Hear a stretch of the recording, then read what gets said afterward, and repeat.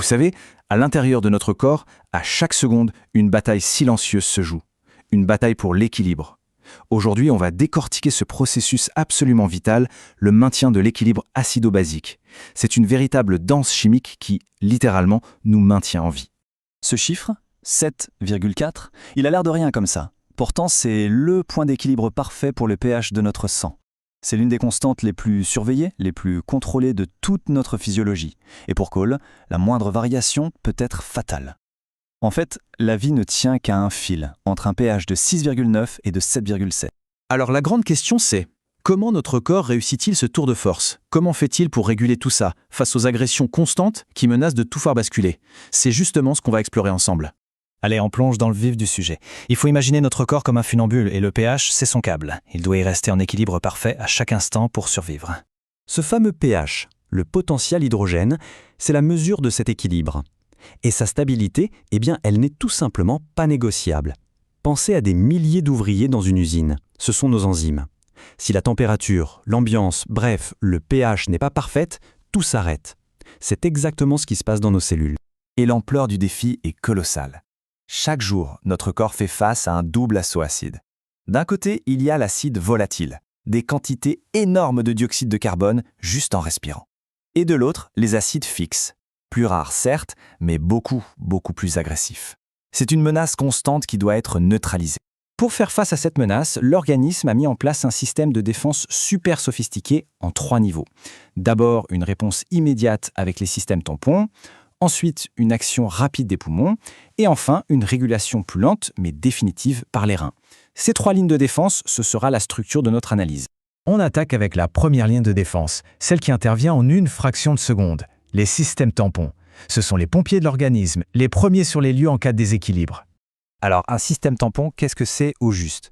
Le plus simple, c'est d'imaginer une sorte d'éponge chimique ou un amortisseur. C'est un couple, un acide faible et sa base, qui peut soit capter, soit libérer des ions hydrogène, les fameux H+, pour contrer une variation brutale du pH. C'est une régulation hyper rapide et automatique. Prenons l'exemple du système tampon le plus important du plasma, le bicarbonate. Si le sang devient trop acide, hop, un ion H+ en trop est immédiatement capturé par un ion bicarbonate.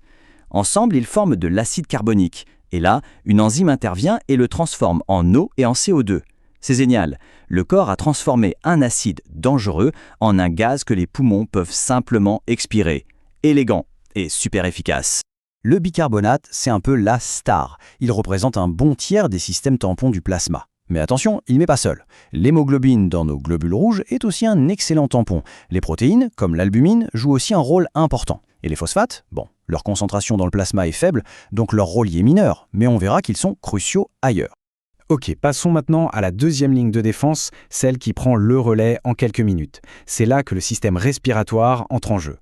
Le centre de commande de tout ça se trouve dans notre cerveau, plus précisément dans le bulbe rachidien. Ce centre respiratoire, c'est un peu le gardien du pH. Il le surveille en permanence et peut réagir quasi instantanément à la moindre petite variation. Le mécanisme, c'est une boucle de rétroaction toute simple et hyper rapide. Si le pH baisse, le centre dans le cerveau est stimulé. Résultat, on se met à respirer plus vite et plus profondément. C'est l'hyperventilation. Ça permet quoi? D'éliminer plus de CO2. Et comme le CO2 est un acide, en l'éliminant, on fait remonter le pH sanguin vers la normale. C'est une compensation rapide, mais elle a ses limites. Et on arrive à la troisième ligne de défense. La plus lente, c'est vrai, mais aussi la plus puissante et la plus complète, la régulation par les reins. Ici, on voit bien la complémentarité parfaite entre les deux systèmes. D'un côté, les poumons. Ils agissent en quelques minutes pour gérer le CO2, mais leur action est limitée. De l'autre, la puissance des reins. Ils sont plus lents, il leur faut des heures, voire des jours, mais leur action est définitive. Pourquoi? Parce qu'ils s'attaquent aux acides fixes et, point crucial, ils régénèrent notre stock de bicarbonate. Le rôle des reins est donc double, et c'est capital de bien le comprendre. Premièrement, ce sont les gardiens du bicarbonate. Ils en réabsorbent la quasi-totalité pour ne surtout pas perdre notre principal tampon. Deuxièmement, ils sont la seule porte de sortie pour les acides fixes. Et en faisant ça, ils réalisent un exploit. Ils génèrent de tout nouveaux ions bicarbonate pour remplacer ceux qui ont été consommés.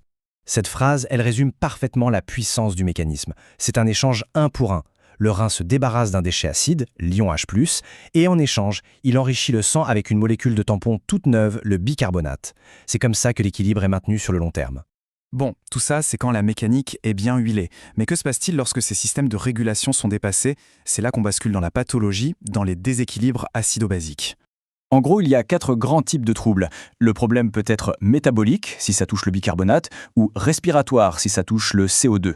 Et à chaque fois, l'organisme tente de compenser. Par exemple, pour une acidose métabolique où le bicarbonate s'effondre, la compensation vient des poumons. Ils se mettent en hyperventilation pour faire baisser le CO2. Et l'inverse est vrai, chaque système essaye de corriger le tir quand l'autre est en défaut.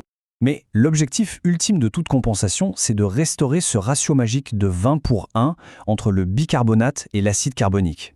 C'est la valeur de ce rapport, bien plus que les valeurs absolues de chaque élément, qui détermine le pH final. Le corps va donc tout tenter pour maintenir ce ratio, même si les valeurs de base sont complètement anormales. On vient de voir un système d'une complexité et d'une efficacité incroyables, qui fonctionne en silence, sans qu'on y pense. Mais ça nous amène à une question cruciale. Que se passe-t-il quand la maladie dépasse les capacités de notre corps? Quand notre propre biologie ne suffit plus? Comment est-ce que la médecine intervient pour rétablir cet équilibre si fragile, cet équilibre entre la vie et la mort?